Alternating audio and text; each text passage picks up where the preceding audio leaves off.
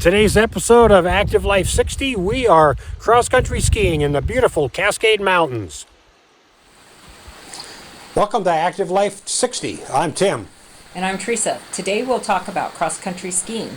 Now, we don't intend this to be a full-blown instructional video. There are a lot of YouTube videos, and obviously head out to your local Nordic Center, maybe for some little instruction if you care to do that. But we would like to acquaint you with cross-country skiing, or reacquaint you with it. Maybe you did it back in the 1970s and on older technology gear and so forth. So we want to try and inspire you to re-engage with it. It's a wonderful winter activity for those of you that may live within an hour or so's drive of a winter environment where there may be a Nordic area, or just a nice big open field where you can check out your cross-country skis. Let's talk a little bit about the different types of skis and equipment that are out there. Most cross-country skis fall in two categories. You have classical skis, a little bit wider, and that's the type of skiing that you go back and forth in a groomed track Nordic environment. You'll have a groomed trail with these railroad tracks, and that's how you propel yourself, is back and forth. Typically a little bit wider, and then you have your skate ski, which is narrower.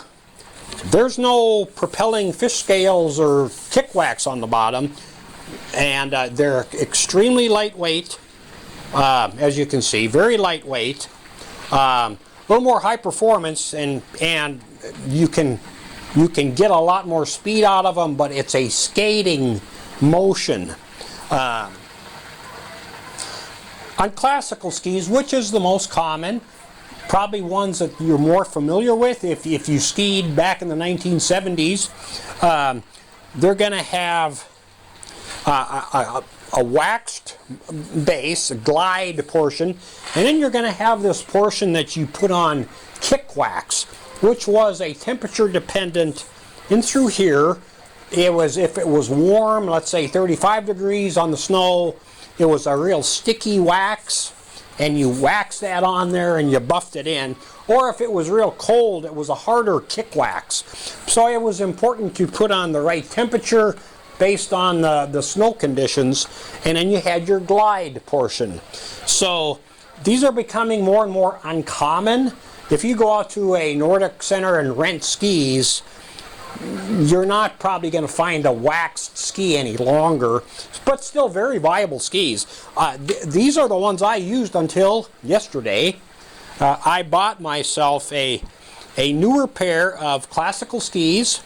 There are a lot of different manufacturers, Rossignol, Fisher, Salomon. They're all quality equipment. So they have a glide portion. They call these waxless skis, but you really do apply wax on the glide portion of the ski. But then they have these fish scales, and they're backward facing. So these fish scales are what propel you in your kick motion. So these do not have wax on them, and you just let these fish scales do the kicking for you. So there's waxed skis, and then there's the newer version of the waxless with the fish scales. They're very efficient, and this is the type of ski you're going to find in most of the rental markets today.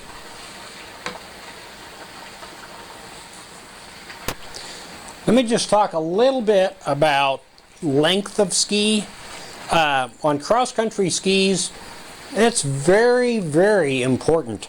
So when you go out to your rental center, they're usually going to ask you, obviously they can see how tall you are, relative, are you 5'3" or 6'3", but more important is your body weight. So don't be offended if they ask you how much you weigh. Your body weight determines how much of this kick portion is in contact with the snow. So, for example, this is a 185 centimeter ski. It is for people that weigh anywhere from 100 65 pounds on up to about 190. And there again, it's weight dependent that this kick portion is going to be compressed.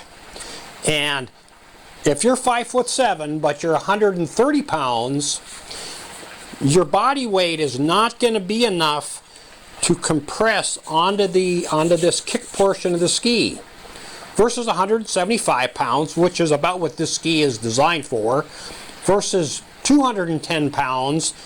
With the same ski, you're going to be compressing onto these kick scales all the time. You will get no glide out of it because you're going to be compressing onto these. So very important that you have the right ski for your body weight. So don't be offended if they ask you, how much do you weigh? The same applies to a waxed ski. Same principle.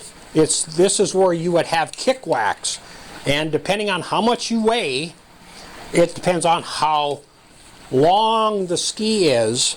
I bought these 30 years ago, and I was probably 25 pounds lighter, and I can feel the difference. So this is a borderline ski that is no longer applicable to my body weight.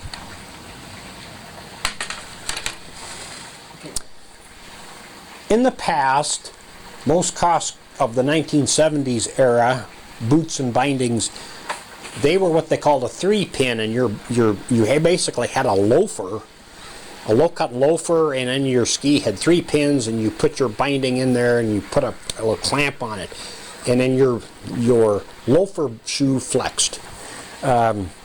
Very uncommon. I don't think you'll ever even find a 3-pin boot binding out there any longer. Most boots of today are relatively stiff. You can see this is a very typical cross-country ski boot of today.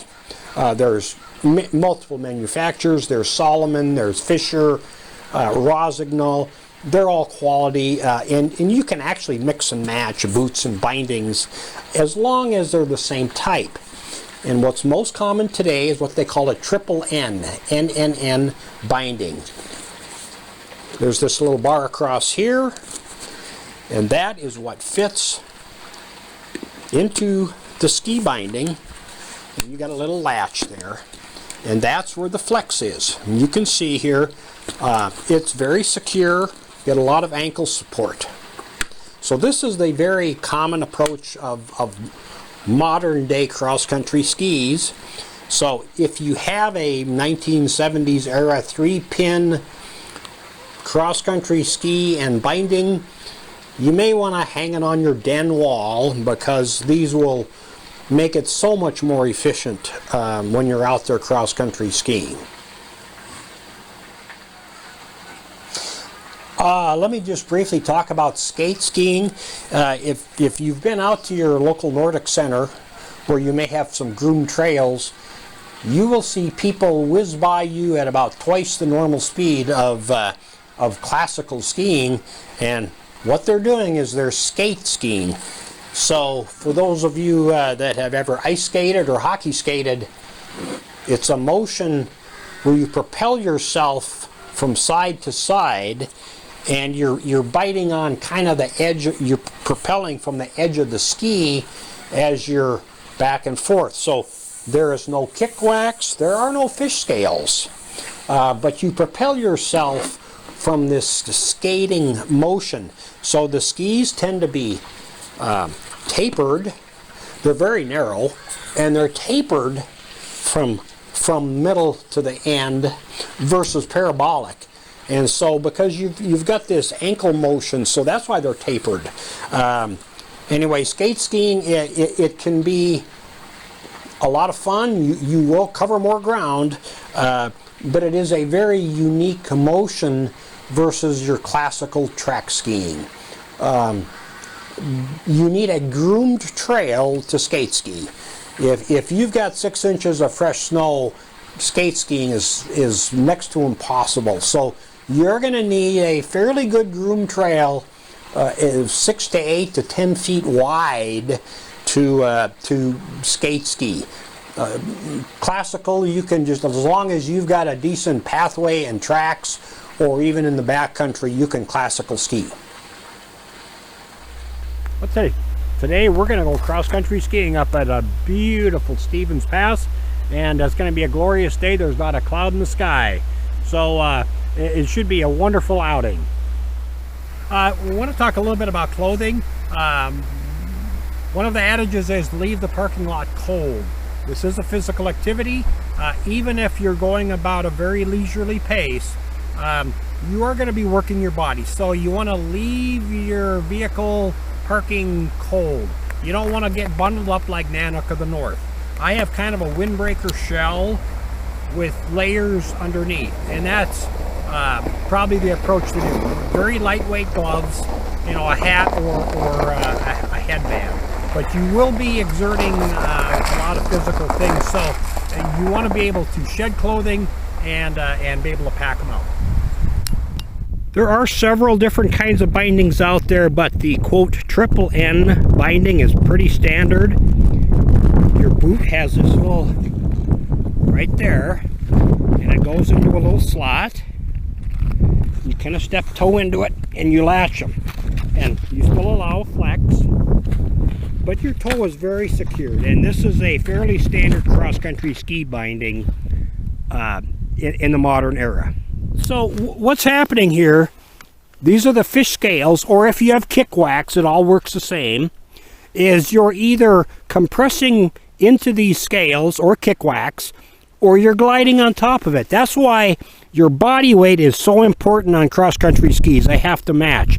So what Teresa's doing is she's slightly shifting her weight from gliding to, see, now she's got her power stroke over there, and then she's gliding. So it's this slight shift in weight that propels you on those fish scales or on kick wax.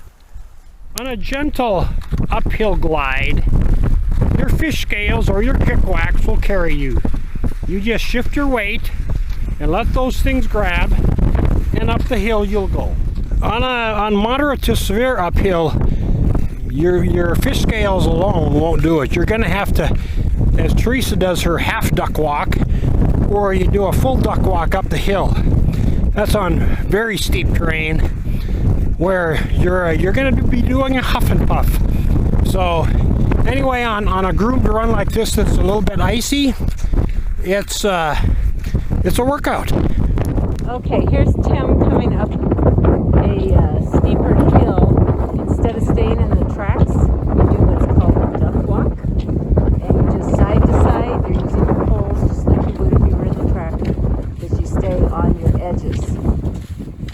Just as a personal preference, whether to stay in the tracks or to go to see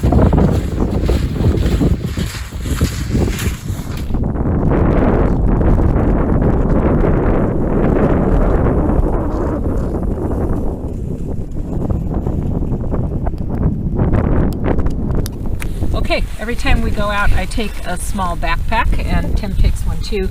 I'm Susie Safety, so I take my bivy sack, which is if you get stuck out in the cold, you can crawl in that and be warm. And then I take my 10 essentials, which is my first aid kit, my water pump, and just a few other items like a heat blanket, a parka, and matches, of course. Water. And then, of course, we both bring our water. Water bladder. Oftentimes we'll bring a water bladder, but when you're cross-country skiing, a lot of times it'll freeze up on you. So today we have our water pumps. Okay, for those of you that ski in off-trail environments, you know, that don't have nice groomed trails, going uphill can be a struggle. So there is something called a climbing skin. It's kind of like a piece of Velcro, but the hairs face backward. So what you do is you put it where you have your kick wax or your fish scales. You put it through this portion of the ski, and it's a real tacky wax substance on here. And so what happens is, when you strap it on here, it glides when you're going downhill, but these micro hairs will grab the snow, so it allows you to climb. Here's Tim with the climbing skins on.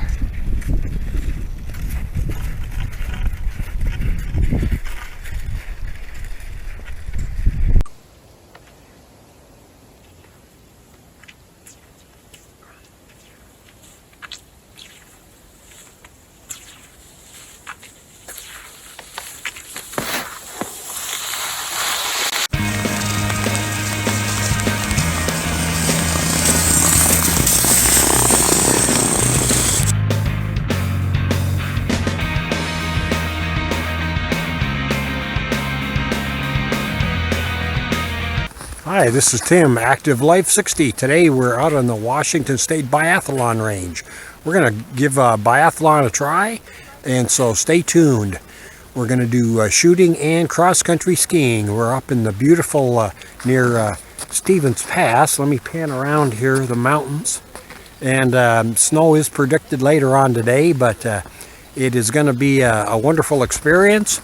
And the ski into here was 1.75 miles of uphill, so it was a grunt just getting in here.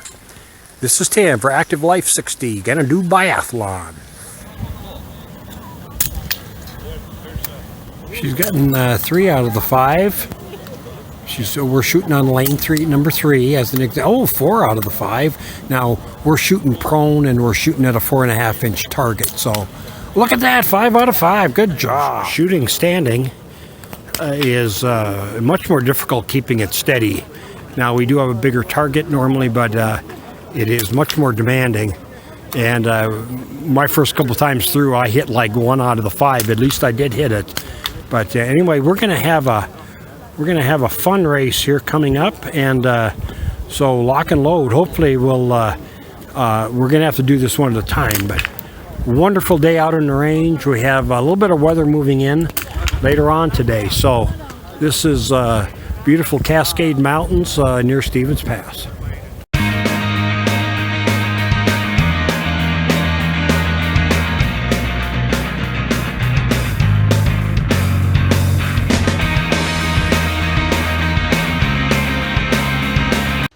So I hope you enjoyed this episode of Active Life 60. This is Tim and Teresa. Get out and enjoy the great outdoors. And remember, no lazy boy living from 9 to 5.